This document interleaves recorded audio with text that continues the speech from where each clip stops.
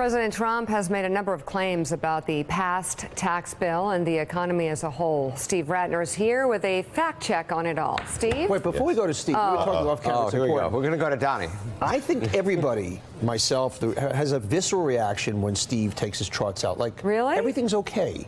Well, I kind of feel because like he puts order to things, and I know my entire being relaxes. I feel like it's when you put. it's like when you put a baby in the crib and you put the baby music on. Oh, yes, very. There's a great, soothing effect. Great metaphor. Yes. All right, I'm not going to have to think about that while I do this. It's interesting. No, it's interesting. Whenever his charts come out, it's like somebody's thrown a porcupine in my bed. So my reaction a little bit different than everybody else's. But let's go ahead and see what sharp insights you bring us this morning, Steve. I'm going to bring you three of Donald Trump's greatest hits when it comes to taking liberties, shall we say, with the truth on jobs and the economy. So let's start with the tax bill, which Donald Trump said, quote, "It's the largest tax cut in the history of our country." He said that many times, except, of course, that it isn't. This is Donald Trump's tax cut down here. Oops, sorry. This is Donald Trump's tax cut down there, 1.1% of GDP. And measuring it against GDP is the honest way to do this. He's measuring inflated dollars. But if you look at all these other tax cuts before it that were larger, going all the way back to Reagan's famous 81 tax cut, Truman's two post-war tax cuts. Obama actually had two larger tax cuts, partly because of the stimulus, partly because he was extending Bush tax cuts, and then what's called the Johnson tax cut of 64, which was really the tax cut that Kennedy proposed in his 1963 State of the Union.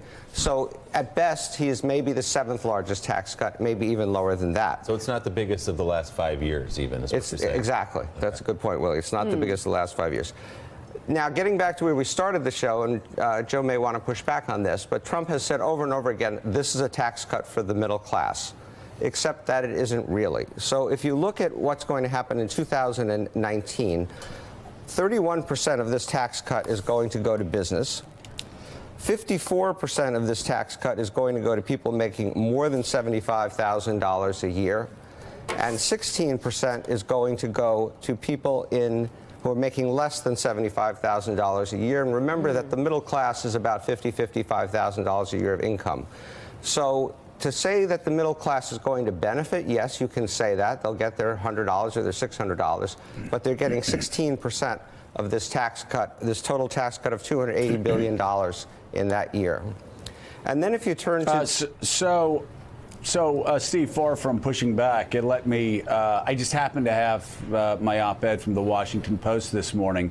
Let me read you a helpful paragraph. Here we go. What fools Donald Trump made of those Midwestern voters who wanted the reality star to go after Washington and New York elites. As Too Big Fell to author Andrew Ross Sorkin reported this week, if you're a billionaire with your own company and are happy to use your private jet so you can commute from a low-tax state, the plan is a godsend. Private equity and real estate executives will make out like bandits. And, you know, you don't even use the numbers of where this ends up, or at least you haven't yet.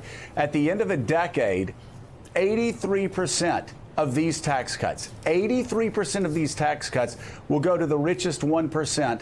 And here's the kicker for middle class and working class Americans.